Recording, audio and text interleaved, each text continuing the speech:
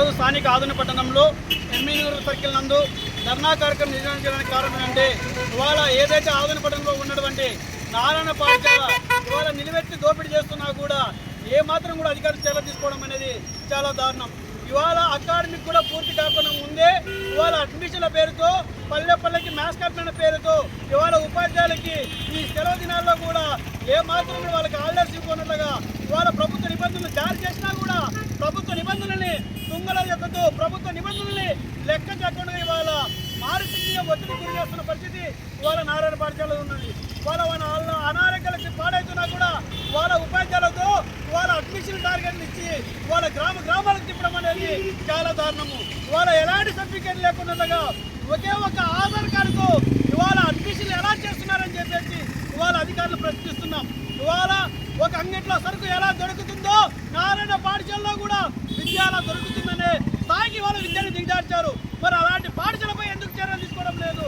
ఇవాళ పుస్తకాల పేరుతో, బూట్ల పేరుతో, బెల్ట్ పేరుతో, అనేక రకాల పేర్లతో ఇవాళ పిల్లల యొక్క తల్లిదండ్రులతో ఇవాళ అనేక రకాల విధానాలతో వాళ్ళు డబ్బులు వసూలు చేస్తున్నారు.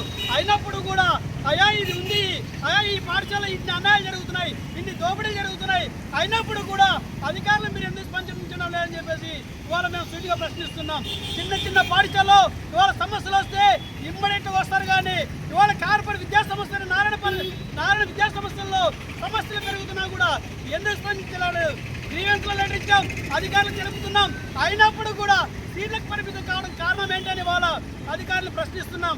అయా ఇప్పటికైనా నారాయణ పాఠశాలలో వేల కోట్ల రూపాయలతో పిల్లల యొక్క తల్లిదండ్రులని రక్తాన్ని పీడిస్తూ వాళ్ళ యొక్క తల్లిదండ్రులని మోసం చేస్తూ పిల్లల జీవితాలతో చెలగాటమాడుతున్న పరిస్థితి ఉన్నది.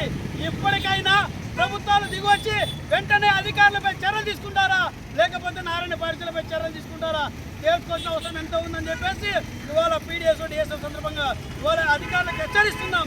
రానున్న రోజుల్లో ఇవాళ నారాయణ పాఠశాలపై ఏమాత్రం కూడా చర్యలు తీసుకోకపోతే మాత్రం అధికార కార్యాలయం ముందు అనేక రకాల కార్యక్రమాలకి సిద్ధమవుతామని చెప్పేసి ఈ సందర్భంగా తెలియజేస్తున్నా.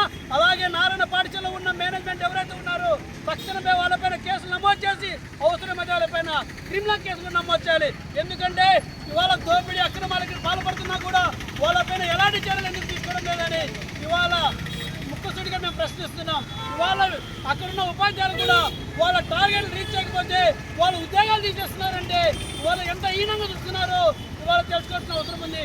ముఖ్యంగా ఇప్పటికైనా ఇన్ని జరుగుతున్నా కూడా నారాయణ పాఠశాలను విచారణ చేసి ఆ యొక్క పాఠశాలలో అన్ని అన్యాయాలని మీరు గురి చేసి వెంటనే వాటిపైన అరికట్టాల్సిన అవసరం ఎంతో ఉందని చెప్పేసి ఈ సందర్భంగా తెలియజేస్తున్నా. రానున్న రోజుల్లో అధికార కార్యాలయాన్ని పెద్ద ఎత్తున కూడా ముట్టడించడానికి ఏమాత్రం కూడా వెనకాడమని చెప్పేసి ఈ సందర్భంగా తెలియజేస్తున్నా. నా పేరు రాష్ట్ర